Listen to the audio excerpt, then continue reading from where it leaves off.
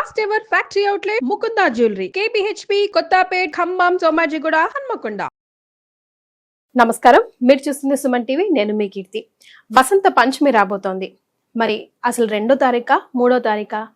వసంత పంచమి రోజు ఏ దేవీ దేవత ఆరాధన చేయాలి, ఎలా చేయాలి, విధి విధానాలేంటి, ఏవైనా దాన ధర్మాలు ప్రత్యేకంగా ఈ రోజు వస్తే ఎలాంటి పుణ్య ఫలితం మనకు లభిస్తుంది, మనకు తెలియజేయడానికి మనతో పాటు ప్రముఖ ఆస్ట్రాలజర్ బ్రహ్మశ్రీ నందిపట్ల శ్రీహరి శర్మ గురువు గారు ఉన్నారు. నమస్తే గురుగారు. వాగర్థావివ సంపృక్తౌ వాగర్థ ప్రతిపత్తయే జగతః పితరౌ వందే పార్వతీ పరమేశ్వరౌ. సదాశివ సమారంభాం శంకరాచార్య మధ్యమాం అస్మదాచార్య పర్యంతం వందే గురు పరంపరాం. ఆదిత్యాయ చ సోమాయ మంగళాయ బుధాయ చ గురు శుక్ర శనిభ్యశ్చ రాహవే కేతవే నమః. శృంగేరి జగద్గురు పీఠాధిపతులకి, కంచిపీఠాధిపతులకి నమస్కారములు తెలియజేసుకుంటూ కార్యక్రమాన్ని ప్రారంభిద్దాం. గురుగారు, వసంత పంచమి అసలు 2వ తారీఖా 3వ తారీఖా? ఇది ఒక చాలా కన్ఫ్యూజన్ ఉంది గురుగారు ప్రేక్షకుల్లో. వసంత పంచమి మనకు 2వ తారీఖేనమ్మా. అయితే 9 గంటల 15 నిమిషాల వరకు కొన్ని పంచాంగాల్లో 9 గంటల 45 నిమిషాల వరకు చవితి తిథి ఉంది. తదనంతరమే పంచమి వస్తుంది 2వ తారీఖు రోజున. 3వ తారీఖు రోజున సూర్యోదయానికి ఉన్నది పంచమి తిథి. కానీ 3వ తారీఖు రోజున సూర్యోదయం 6 గంటల 50 నిమిషాలు ఉదయం. కానీ పంచమి తిథి 6 గంటల 52 నిమిషాల వరకు మాత్రమే ఉంది. అంటే సూర్యోదయం అయిన తర్వాత 1 నిమిషము అనేటువంటిది మనకు పర్వదినాన్ని నిర్ణయించడానికి సరిపోదు. కాబట్టి రోజు మొత్తము కూడా, ప్రదోషకాల సమయము కూడా, నిశీ సమయం కూడా పంచమీ తిథి 2వ తారీఖునే ఉంది. కాబట్టి వీక్షించేటువంటి ప్రేక్షకులు అందరూ కూడా వసంత పంచమి 2వ తారీఖునే అని గ్రహించాలి. రైట్. మరి వసంత పంచమి రోజు ఏ దేవి దేవతను ఆరాధించాలి, ఎలా ఆరాధించాలి గురుగారు? వసంత పంచమి రోజున మనకు ఈ ఆరాధన అనేటువంటిది మన దక్షిణ దేశాలలో, అనగా దక్షిణాది రాష్ట్రాల్లో అంతగా లేకపోయినప్పటికీ నార్త్ సైడ్ మాత్రం దీని ఆరాధన చాలా విశేషంగా చేసుకుంటారు. ఎందుకనంటే జ్ఞానము, సమస్త పురాణాలు, శాస్త్రములు, వేదాలు ఎక్కడ పుట్టాయి? నార్త్లో పుట్టాయి. వేదాలకి శాస్త్రాలకి అధిపతి ఎవరు? సరస్వతీదేవి. కాబట్టి అక్కడ వాళ్ళు బాగా ఆరాధన చేస్తారు. మన దగ్గర శాస్త్రాలు పుట్టలేదు కదా, వేదవ్యాసుడు ఇక్కడికి వచ్చి వేదాన్ని రచించలేదు కదా. కాకపోతే వేదవ్యాసుడు సరస్వతి అనుగ్రహాన్ని గౌతమి నదీ తీరం, అనగా గోదావరి నదీ తీరంలో అమ్మవారికి తపస్సు చేసి పొందినాడు కాబట్టి, అనుగ్రహాన్ని పొందినాడు కాబట్టి వ్యాసపురిగా పిలుస్తున్నటువంటిది క్రమేపీ బాసరగా మారింది. బాసర క్షేత్రము వ్యాసుని నిర్మితంలో ఉన్నటువంటి సరస్వతి అమ్మవారిదని చెప్పవచ్చు. కాబట్టి ఇక్కడ మనకున్నటువంటి దక్షిణాది రాష్ట్రాలలో ఈ బాసర అనేటువంటిది ప్రముఖమైనటువంటిది. అయితే మదన పంచమి, శ్రీ పంచమి, వసంత పంచమిగా నార్త్ సైడ్ కొలుస్తారు. అందుకని మీరు గమనించుకుంటే ఇప్పుడు ప్రయాగలో అతిపెద్ద 144 సంవత్సరాల కుంభమేళా జరుగుతుంది. ఈ కుంభమేళాలో కూడా పవిత్రమైనటువంటి పుణ్య స్నానాలు 6 లేదా 7 ఉన్నాయి. అందులో వసంత పంచమి కూడా ఒకటి. అంటే అగ్రస్థానం అనేటువంటిది ఉంది. అంటే ఏంటి? ఏ పని చేసినా, ఏ పని చెయ్యాలన్నా, ఏ పని పూర్తి చెయ్యాలన్నా మనిషికి జ్ఞానము కావాలి. ఆ జ్ఞానాన్ని ఇచ్చే దేవత సరస్వతీదేవి. కాబట్టి సరస్వతి అనుగ్రహం ఈ అందరికీ ఉండాలనే ఉద్దేశంతో వసంత పంచమి రోజున సరస్వతీదేవి ఆరాధన చేయాలి. అయితే మనకు చతుర్వర్గ చింతామణి మరియు వ్రత చూడామణి గ్రంథ ప్రకారము, ధర్మసింధు ప్రకారము చూసినట్లయితే ఈ రోజున లక్ష్మీతో కూడుకున్నటువంటి విష్ణుదేవత ఆరాధన చేయమని శాస్త్రం చెప్పబడి ఉంది. కాబట్టి ఖచ్చితంగా ఆ రోజున తైల అభ్యంగన స్నానము ఆచరించాలి. సంక్రాంతి రోజున ఎలా అయితే చేస్తామో నువ్వుల నూనెను ఒంటికి బాగా దట్టించి తైలాభ్యంగన స్నాన వసంత పంచమి రోజున చెయ్యాలి. అందరూ కూడా చేసిన తర్వాత తులసి చెట్టు దగ్గర ఆవు నేతితో దీపారాధన చేసి అక్కడ షట్కోణము వేసి మధ్యలో పసుపు, కుంకుమ, పూలు, పుష్పములుంచి అందులో ఆవు నేతితో దీపారాధన చేసి విష్ణు సహస్రనామ పారాయణం ఖచ్చితంగా ఈ వసంత పంచమి రోజున చేయమని శాస్త్రం చెప్పబడి ఉంది. ఇక తరువాత మనము జ్ఞానానికి ప్రతీక అయినటువంటి అమ్మవారిని కూడా మనం ఆరాధన చేయాలి. కాబట్టి సరస్వతీదేవి పుట్టిన రోజే ఈ వసంత పంచమి.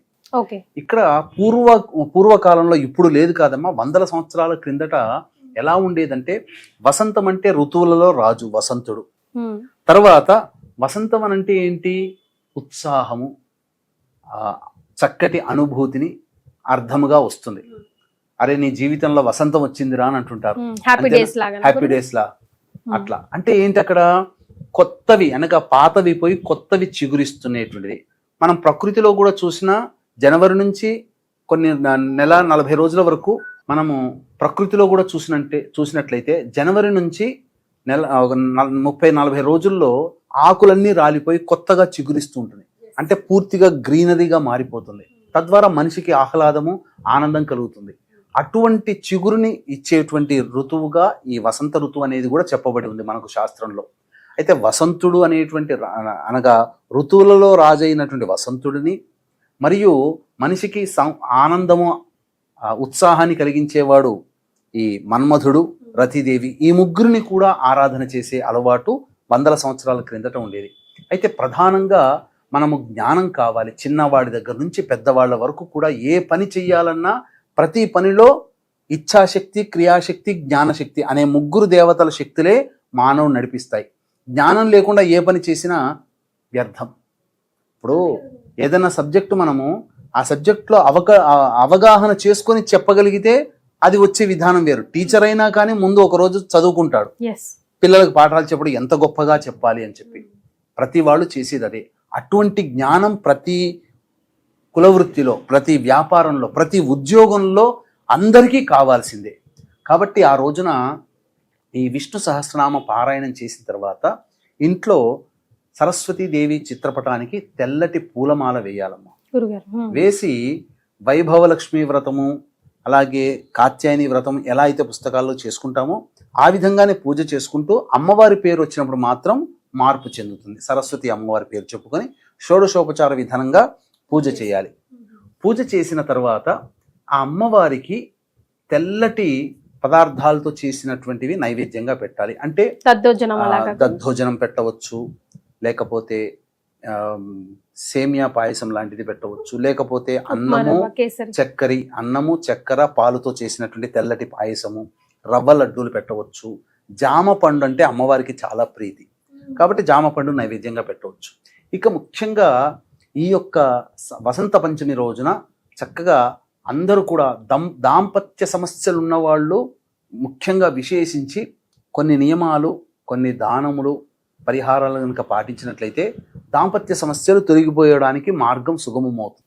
ఓకే, ఎలాంటి దానాలు చేయాలి గురుగారు? అయితే ఇక్కడ మనము వీక్షించేటువంటి ప్రేక్షకులు గమనించాల్సింది ఏంటనంటే ఈ వసంత పంచమి రోజున తప్పనిసరిగా చెప్పులు, గొడుగు, వస్త్రములు బ్రాహ్మడికి దానం చేయవచ్చు. లేదు వృద్ధాశ్రమంలో వృద్ధులకి దానం చేయవచ్చు, అనాథలకి కూడా దానం చేయవచ్చు. ఇవన్నీ కూడా దానాది కార్యక్రమాలు చెప్పబడ్డాయి. శనికి సంబంధించిన శనికి కాదమ్మా. ఎందుకంటే ఈ వసంత ఋతువు అయిపోయిన తర్వాత దీంట్లో ఉన్న అంతరార్థం ఏంటంటే పూర్వకాలంలో ఎందుకు ఈ విధంగా వచ్చిందంటే రోజులు గడుస్తున్న కొద్దీ చలి తగ్గిపోయి ఎండ పెరుగుతుంది కదా. అటువంటి ఎండ నుంచి శరీరాన్ని రక్షించుకోవాలంటే పాదాలు బాగుండాలి, చెప్పులు. మన శరీరం రక్షింపబడాలంటే గొడుగు, మంచి నూతన వస్త్రములు ఇస్తే అది దైవానుగ్రహం పొందుతుంది. కాబట్టి ఇవి మూడు ఖచ్చితంగా చేయాలి. అక్షరాభ్యాసాలు కూడా చాలా విరివిగా చేస్తారు కదా గురుగారు? అక్షరాభ్యాసాలు చాలా విరివిగా చేస్తారు. అసలు వసంత పంచమి రోజున చాలా మంది చేస్తారు. కాబట్టి వీక్షించేటువంటి ప్రేక్షకుల్లో ఇప్పుడు మనం చెప్పుకోదంటే ఏ సమయంలో అక్షరాభ్యాసం గనక చేస్తే మంచిదో తెలియచేసుకుందాం. వీక్షించేటువంటి ప్రేక్షకులకి గమనిక, ఈ మహాకుంభమేళా 144 సంవత్సరాలకి వచ్చేటువంటి మహాకుంభమేళాలో మాఘ పౌర్ణమి సందర్భంగా త్రివేణి సంగమం ప్రయాగరాజ క్షేత్రములో జాతకరీత్యా కలుగు విద్య, వివాహ, ఉద్యోగ, దాంపత్య, సంతాన, అనారోగ్య సమస్యలకి సర్వదోష నివారణ హోమాలు, అలాగే గత జన్మ కర్మదోషాలుంటే సమస్యలు ఉంటాయి కాబట్టి గత జన్మ కర్మదోష నివారణ తిల హోమాలు, మరియు ఈ 2025 సంవత్సరం శని ప్రభావం అన్ని రాశులకి ఉంటుంది కాబట్టి శని దోష నివారణ హోమాలు పర్ హెడ్ 2100 రూపాయలకి చేయించడం జరుగుతుంది. అలాగే మరుసటి రోజు మఖా నక్షత్రం, ఆ రోజున మనకు పుష్కరాలు ఎలాగో కుంభమేళా కూడా అలాగే కాబట్టి పెద్దవాళ్ళ యొక్క ఆత్మతృప్తి కోసం పిండ ప్రధాన కార్యక్రమాలు బ్రాహ్మణుని కర్తగా పెట్టి చేయించడం జరుగుతుంది. వీటి వివరాలు కార్యక్రమ తదనంతరం కాంటాక్ట్ చేసి తెలుసుకోవచ్చు. ఇప్పుడు ప్రయాగలో కొంత ఇబ్బందికర పరిస్థితులు అనేటువంటి తలెత్తుతున్నాయి కాబట్టి అవకాశం ఉంటే ప్రయాగాలు చేయడం జరుగుతుంది, లేకపోతే కాశీలో ఖచ్చితంగా చేయడం జరుగుతుంది. ఈ కార్యక్రమాలు మనకు చవితి తిథి 9:15 వరకు ఉందమ్మా. కాబట్టి చవితి ఉండగా అక్షరాభ్యాసాలు చేయకూడదు. కాబట్టి ఆ రోజున ఏంటనంటే సిద్ధయోగం ఉంది. పంచమి తిథి 9:15 తర్వాత వస్తుంది కాబట్టి ఈ 9:30 నుంచి 12:30 లోపల అక్షరాభ్యాసాలు ఎక్కడైనా చేసుకోవచ్చు. ఈ రోజున జరిగినటువంటి అక్షరాభ్యాసం ఎందుకంటే సిద్ధయోగం ఉన్నది, అద్భుతమైనటువంటి సమయముగా చెప్పవచ్చు. ఈ సిద్ధయోగం అంటే మనం అక్షరాభ్యాసం చేసేటప్పుడు కూడా ఓం నమశివాయ సిద్ధం నమః అనేటువంటిది మనం చెబుతాం, రాయిస్తాం. అంటే ఈశ్వరుడే ఆ జ్ఞానాన్ని ప్రసాదించాలి ఇప్పటి నుంచి అక్షరాభ్యాసం ద్వారా అని చెప్పి, ఎందుకంటే సమస్త శాస్త్రాలకి ఈశ్వరుడు అధిపతి కదా, అన్ని ఈశ్వరుడు ద్వారానే వచ్చాయి భూలోకంలో. కాబట్టి ఆ విధంగా అలా చెబుతారు అక్షరాభ్యాసంలో. అటువంటి సిద్ధయోగం ఉన్నటువంటి రోజున ఎవరైతే పిల్లలకి అక్షరాభ్యాసం చేయించుకుంటారో వాళ్ళకి ఖచ్చితముగా జ్ఞానదేవత అయినటువంటి సరస్వతి అనుగ్రహము ఆ జన్మాంతము వారి వెంట ఉంటుందని చెప్పడంలో ఏమాత్రం సందేహం లేదు. గురుగారు ఇక దానాది కార్యక్రమాలు కూడా చెప్పుకున్నాం కదా.